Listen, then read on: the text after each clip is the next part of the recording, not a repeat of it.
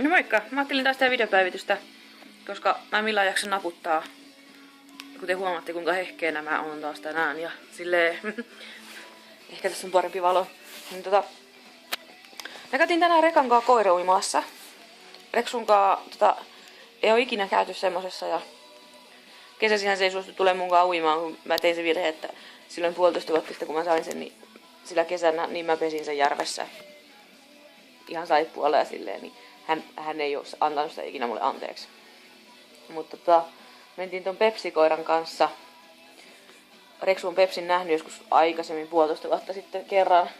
Mutta oli sillain, tai tuntematon koirahan se sille oli, koska ei se sitä sillain muistanut. Ja lähtiin tuossa pihalla jakan kerran ja Reksu oli kaikki karvat pystyssä, mutta tosi hienosti kun Pepsiä ei kiinnosta vittuakaan se homma, niin tosi hienosti tutustuivat toisiinsa ja tultiin tähän mun luottajan sisälle, niin Pepsi sitten kävi jotain Reksuluita katsomassa silleen, niin siitä Reka sitten sanoi Pepsille, mutta ei siinäkään nyt siihen kummosempaa, kun ei kuitenkaan pure kiinni, että se on vaan semmoinen varoitus, mutta louskasu tai semmoinen. Niin. Ja sen jälkeen oltiin ihan kavereita taas, kun tajusin ottaa ne luut pois, se oli ihan tosi tyhmä juttu, koska totta kai mun olisi pitänyt tajuta ottaa kaikki lelut ja luut heti saman tien pois, kun tultiin sisälle, mutta se on sama pääkesät talvet.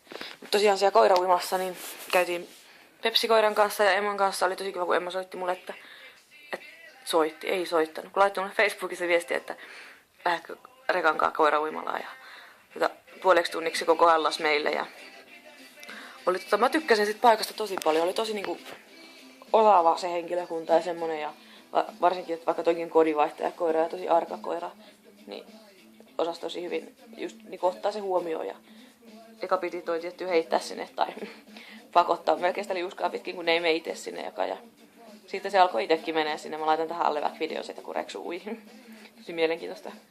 Mut silleen tosi hyvää liikuntaa ja mä oon tosi ylpeä Rekasta. Ja kaikesti ylpeä on siitä, että kun siellä oli tosi paljon muita koiria, tietysti sit niinku tuli ja meni ja oli ja kaikkea. Ja niinku aika lähelläkin. Ja Reka ei ollut karvat pystyssä ollenkaan. Se oli ihan siinä rauhassa. Tosin silloin oli kyllä niin jännää siinä kaikki muut jutut ja kaikkea. Ja sitten kun itse onnistui pysyä ihan rauhallisena, niin meillä oli ihan vitsi riemuvoittopäivät. Mä oon sairaan ylpeä Reksusta.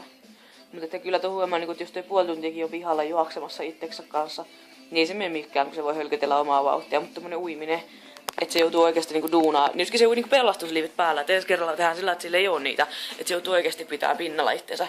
Mutta että ei tää nyt ihan kauhean energiseltä vaikuta.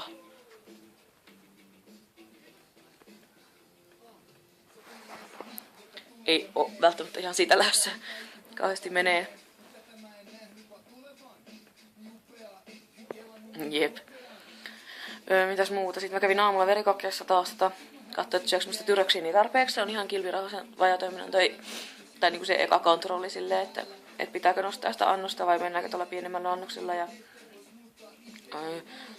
sitten mulla oli työharjoitteluhaastattelu tänä aamulla ja mulla on katsonut työharjoittelu sitten 3.2. Jee. Ja sika innoissani siitä, koska mä tuun hulluks täällä. Mä en kestä enää olla 4 seinän sisällä. Että täytyy katsoa, toivottavasti mä jaksan käydä siellä silleen, ettei tarvii hakea lisää saikkua. Ja sit pitäis taas kohta alkaa haut, niin hakea johonkin ammattikorkeeseen ja kaikkea, mutta kattoo nyt mitä mä keksin. Mutta tänään on kyllä tosi tehokas päivä. Äsken oli pakko vetää päikkärit vielä, mutta viimeinen nukuin joku 3 tuntia ja mennyt koko päivää silleen, että... Mutta eipä. Tulipa koira uitettua ja silleen. Reksu siitä tykkäs kyllä. Se Pepsi, niin se on lintukoira, niin sehän oli ihan elementissä, että... Ja silleen... Tukka on taas kasvanut, tuntuu, että tää kasvaa joka päivä sikana. Vaikka ei tää varmaan kasvanut niinku yhtään teidän mielestä, mutta mun mielestä on kauhea pehko. Tää takaa etenkin, kun se kasvaa tolleen. Ja juurikasvu löytyy heti taas. Tässä värjätä taas, mutta pitää vähän venaa, että tulee ihan enemmän juurikasvua, että on joku järki siinä. Ja silleen.